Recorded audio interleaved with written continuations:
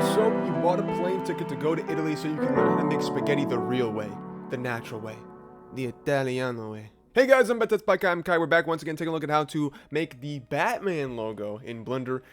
This is something that a few people have asked me about. The movie has recently come out. It's still in the theaters. People are liking it. People are loving it. Some people are not liking it. But today, we're doing the logo. Okay, it's going to look good. I actually really like the logo, actually. It looks very clean, very cool. Very easy to remake. It has this really cool animation to it. If you haven't seen it, then I'm not going to show it because, you know, DC might be like, that's not yours, buddy. What's going on here? So we're just going to do it. We're going to hop right in and we're going to get started. I'm going to go ahead and delete everything in our scene, including the camera. We'll have the camera back later on. Hit delete. Just drag a box over top of everything. Hit delete on your keyboard. Then we go ahead and hit Shift A. And we're going to search for a text right there. You can see when we load this in, it's going to be a default text. It's like laying down as well. So hit R on your keyboard, then X, and then on your numpad, you can hit 9 and then 0 to rotate that 90 degrees on the X axis, and then hit Enter to confirm that. Now you can see when we pan this around, you can see that when we go to the text tab here, we go down the font, and we open this little folder up. It's going to open up a big font dialog. You guys cannot see it, unfortunately, right now because it's a new window. But I'm choosing a font right now. This font I'm going to choose is actually going to be a font called Anybody Condensed Bold. It looks like this, which looks really good. Really close to the original font, by the way. I'm actually have it open on my second monitor. So you can see here that we have this. Now we need to go ahead and change this by hitting Tab on our keyboard. Tab. Now we can delete all this by hitting Backspace. And we're going to type in Batman. Actually, you never guessed. I'm sure you thought I was going to type like Spider-Man or something. I just threw you off there, right? But we're going to go ahead and hit Tab once again. Now, it needs to be a bit taller. So what we're going to do is we're going to go ahead and hit SZ to scale on the Z axis like this. So let's make it a little bit taller. About that height looks pretty similar to me. And this font actually looks almost identical.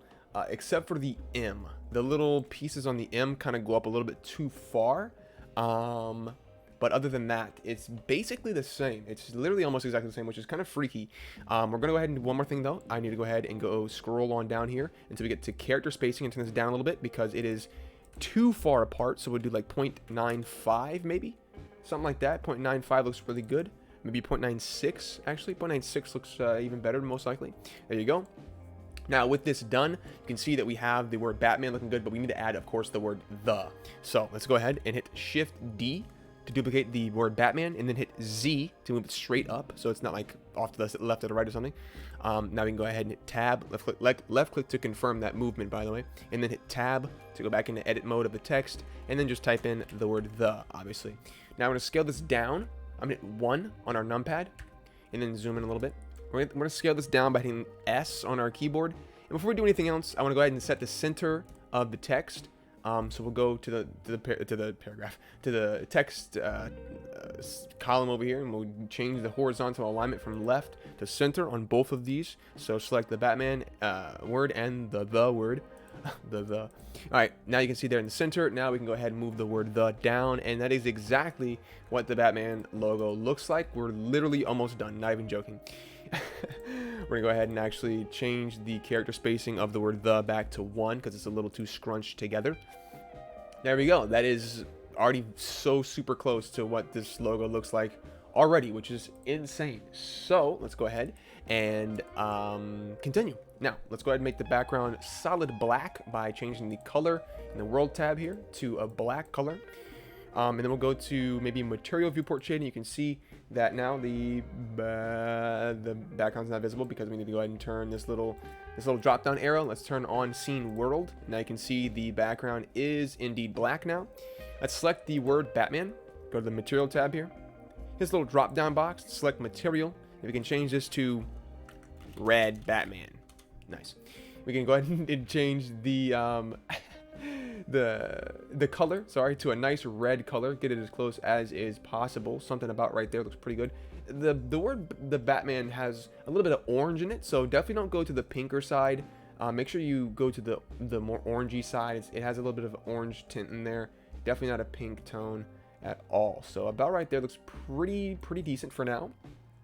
And now what we need to do is also select the word the, and then give it the same material by hitting this little drop down and select red Batman. Now we're going to go ahead and turn off specular and turn all the way up roughness.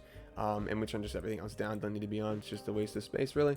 Now, with that fully done, you can see that we currently have everything set up, but we can't see anything. So hit Shift A, and we'll search for a light. It's gonna be a point light. We'll hit GY to move it forward like this, right? And we'll also go ahead and turn on this little drop down, the little shading thing, and make sure Scene Lights is also on. There you go. Hit 1 to go back into the front-facing view, and you can see that if I move this up by hitting G and Z on the keyboard, it kind of like goes up here, and I'm gonna make it a little bit brighter, a little bit bigger, like that. And you can see we got a pretty good replica almost so far. I think the red is a little off though, so let's go ahead and turn off overlays, and we'll make this a little bit of a different red color. It needs to be more saturated first of all, and I think that looks pretty good the way that it is right there. That is fairly decently close. There you go. Maybe turn it up all the way up. Now the hex on this is FF0A0A if you wanted to know. So you can see we have that slight gradient on the edges of the text here. It's a little bit brighter in the center, just the same way that the logo is. Now we need to do a couple other things here. We need to add in a little bit of scratches, a little bit of scritchy scratches, and also the animation. And we could also add in the batarang as well. I don't know. I don't think there's an animation on the batarang. I think it's just like in the background. So we'll go ahead and just do that real quick. I don't remember there. I just watched the text animation like 17 times as well. I don't remember why. I can't remember if the batarang moved or not. But we're just gonna say that it didn't. We're gonna go ahead and add in what was I saying? Oh, the scratches. So we need to add in some scratches here. There's a couple different ways we can do this.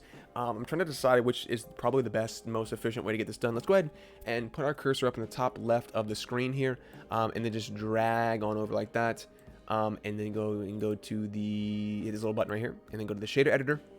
Nice. Now we got this open. Let's go ahead and close this panel by clicking and dragging until it's off the screen. Now we need to go ahead and do something like this, which is Shift A. And maybe search, you know what we can actually, so let's hit Shift A and we'll search for the color ramp. Once again, love this node, my favorite node in the entire application. We're gonna plug the color into the principal BSDF, and then we're gonna go ahead and add in a Shift A noise like that. Nice. Plug that bad boy in, and we're gonna hook this up into the color ramp, and then that goes into the principal BSDF. Now, the last thing I want to do is I'm going to change the color from the type of color ramp from linear to constant. And then as you can see, when we pull this backwards, you can see that it gets that nice little like cow looking spotty kind of stuff. But we need to make this a little bit more like high resolution instead of like being blobby like this. And we also need to make it red again. So it's not red right now, which is bugging me. So let's actually unhook this color ramp, grab this color. Make sure the hex value is copy and pasted, which is Control C. Just hit Control C a bunch of times. Make sure it's copied. And then we're going to go ahead and plug the color ramp into the back into the principal BSDF. And now we're going to go ahead and I just wanted that copied for later on, so you'll see why. I'm going to go ahead and mess with the scale and mess with the detail of the lines here. Turn the roughness up as well, so it's nice and grungy. Look at that. Way too grungy though. We'll mess with the distortion until it gets to the point where I like it, which is about there. I think scale is too big now though, so we'll make the scale more smaller again. And then we'll go ahead and just change around the level of distortion until I like the way that it looks. Maybe something around there looks pretty good if you ask me. Yeah. Okay, that looks good. I like that a lot. That looks really good. Nice. We'll use this, which is 1.915. 8.6, we'll just round 0.86, sorry, and then distortion's on 3.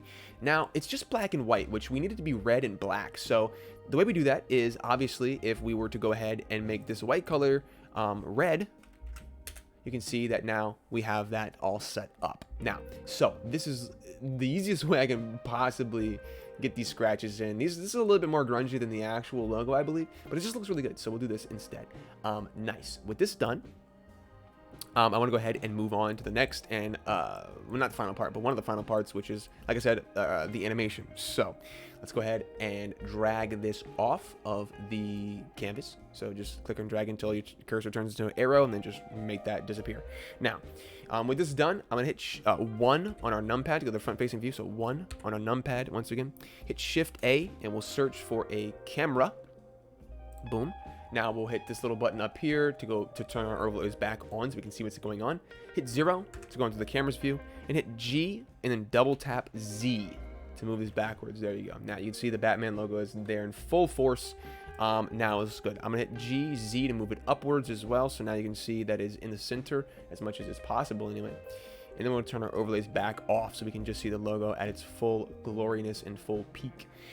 Now with all of that, I think maybe the scratches might be a little bit too much. I'm not gonna lie to you. It's a little too grungy, you know? This is a little bit. This is a little too grungy. We'll just maybe pull that red back a little bit. Something like that. Looks good. Nice. I don't really like these pieces down here, so I might play around with that until they're either less or more. I think we might leave it the way that it is, actually. So, yeah, we'll just leave it like this. This is fine. This looks good. This looks very, very similar to the actual film poster, and it just looks good just in general. So let's go ahead and pull that back a little bit more. We can also stack, real quick, we can also stack materials in this so that we have like layers of like dirt or grime or whatever you want to call it. We might do that, but let's real quick, we'll just see what it looks like. Well, we're gonna go ahead and hit Shift A, and we're gonna search for a mix shader, plug that in right there. We're going to duplicate literally all of these nodes. So just drag a box over top of it and just hit Shift D. Sorry, yeah, Shift D, duplicate, move it down here, and then just plug that into the bottom of the shader, mix shader node. There you go. Okay. Nice. Any day now. And there we go. With that done, we need to go ahead and change a couple of things, obviously. So we're going to change the level at which there is scratches. You can see now there's a bit more scratchiness going on, but it's like, you know, darker or lighter, sorry, not as dark. We can go ahead and change around the amount that it is rough or that it is not rough, as you can see. I think I like it better rougher like this. So we're just actually turn the roughness all the way up just so like the text has a bit of texture to it. And we'll turn the distortion maybe down actually a little bit like that. There we go. Looking a little scratchy, looking good. I might turn the detail down as well so it's a little bit more. Maybe we'll leave the detail all the way up. That's fine. So I just want like another layer of detail in there. You can see if I zoom in here, the level of detail is much higher now that we have this section. If we just get rid of it, it's really smooth. But now we have that second piece. So I just figured that was probably a smart thing to do. Let's actually change the factor so you have a little bit more of the darker colors in there and a little less of the ones we just created. Turn it down actually. There we go. Nice. Okay, so it's very subtle, but it just adds a little bit of texture to the letters. So let's go ahead and, my fault, let's drag that back away, and now we can work on the animation as it was before. So this animation is actually quite like strange for letters. They kind of like distort themselves, but it's not in like a regular way. Like each of the letters don't scale individually. They don't just get bigger or smaller or stretch or something. Like pieces of the letters stretch, and not all of the letter. It's very weird and very strange to describe. But let's go ahead and see if we can take a crack at this real quick. I think the smartest way to do this is probably with shape keys. So we have to go ahead and actually convert our text, which is unfortunate because I hate doing that actually. Let's go ahead and turn my overlays back on so we can see the actual letters. I'm going to go ahead and before we do anything, I'm going to grab both of these letters, text objects, and hit Shift D. Hold down Shift to select more than one. So click that one and then hit Shift, hold down Shift, click that one. Now you got both of them selected. Hit Shift D to duplicate, right click to cancel that movement, and then just hit GY, move it way back behind the camera. Just so we have a duplicate copy in case we ever need to go back to the text and change it. Maybe we want to make it say like The Flash. Nice, now it says The Flash, cool. So just in case you ever want to change it, you have that text object once again. So with that done, we're gonna go ahead and grab the word The Batman, go to object, and then we're gonna go to convert and then convert to mesh. There you go, right there. So now you see if we hit tab, it now opens up the edit mode for like vertices instead of being able to change what the text says itself. So it's yeah, we can't edit it anymore. If we try to delete, backspace, it doesn't do anything. We can just edit the vertices of the text, which is good because that's what we need to do. So we're gonna go ahead and get started. Now the first one we're gonna do is the B. Now I believe the B just stretches up and down. So we're actually just take everything except for the bottom couple pieces. I'm gonna actually go ahead and select all of this and then hit O to turn on proportional editing. And what this does is it makes it so that when we scroll our mouse wheel, only like it moves other things with it instead of just the vertices we have selected. But for this, I don't think that's maybe a good idea because it's going to move the A as well. So let's go ahead and just grab the back of the B, and then we'll just stretch the B out. Proportional editing off by hitting O once again, or clicking this little button. You can do the same thing. Click that button, turn it off. We're going to grab the back of the B and just stretch it like that. So with this selected, sorry, done. We're gonna go ahead and go to this tab right here, which is the Shape Keys Object Data tab. We're gonna hit this little plus button twice and change this from key 1 to stretch. Nice. With that done, I'm gonna go ahead and go back into edit mode by hitting tab, and then on stretch, make sure stretch is selected and not basis. Select stretch and then hit GX to move the B way over there like that. And now when we change the value for stretch, you can see that it stretches. Very cool stuff. Now with that done, I'm gonna go ahead and I want a different shape key for all the different letters. So I'm actually gonna rename this from stretch to B for Batman.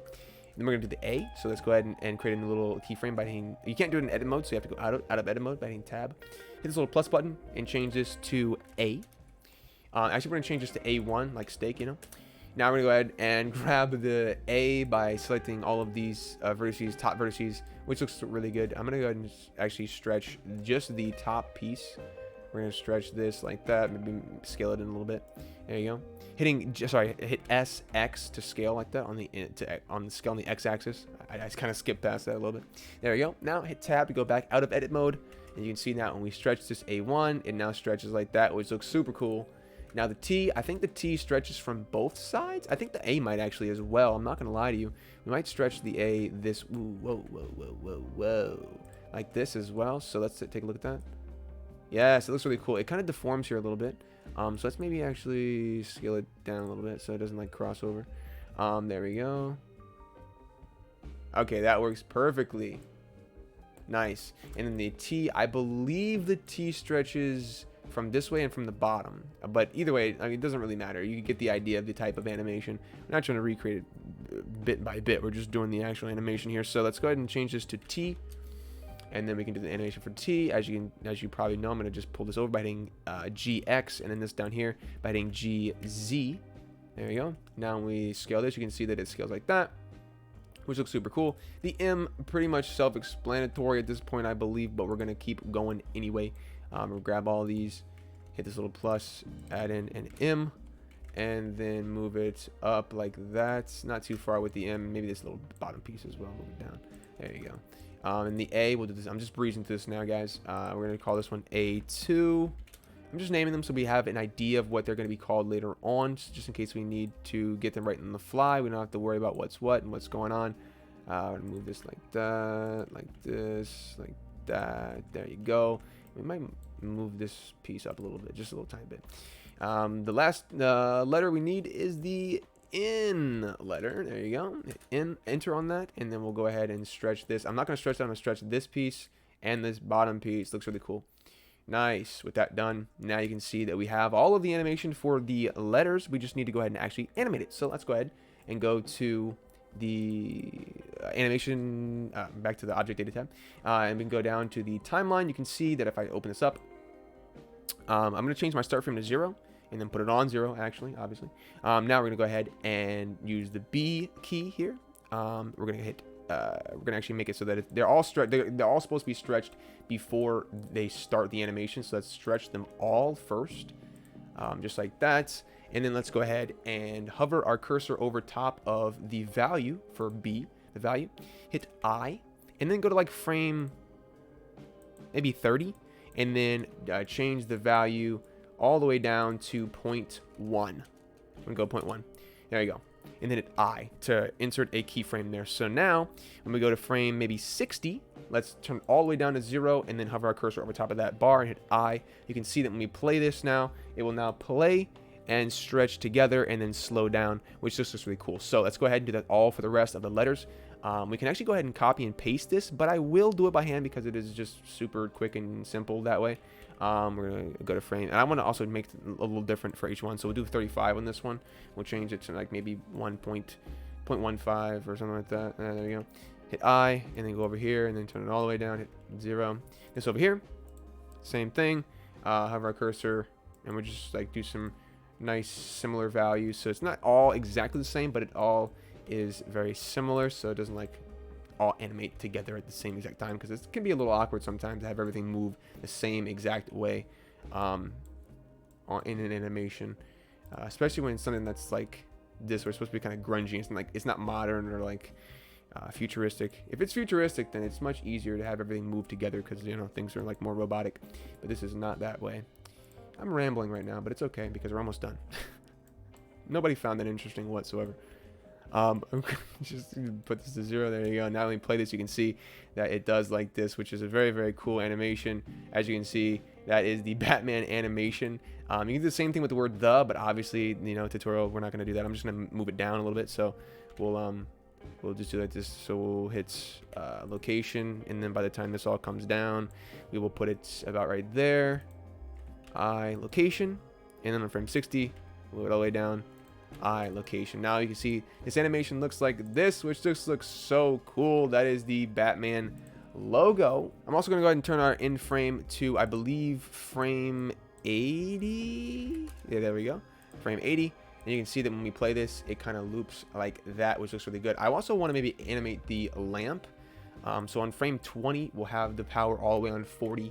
And then on frame 0, we'll turn it way down, like maybe all the way down, actually.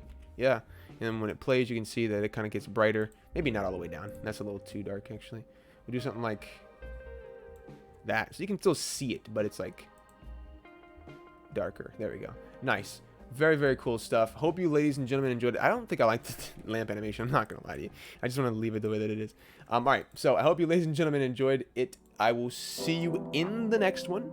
But until then, bye-bye.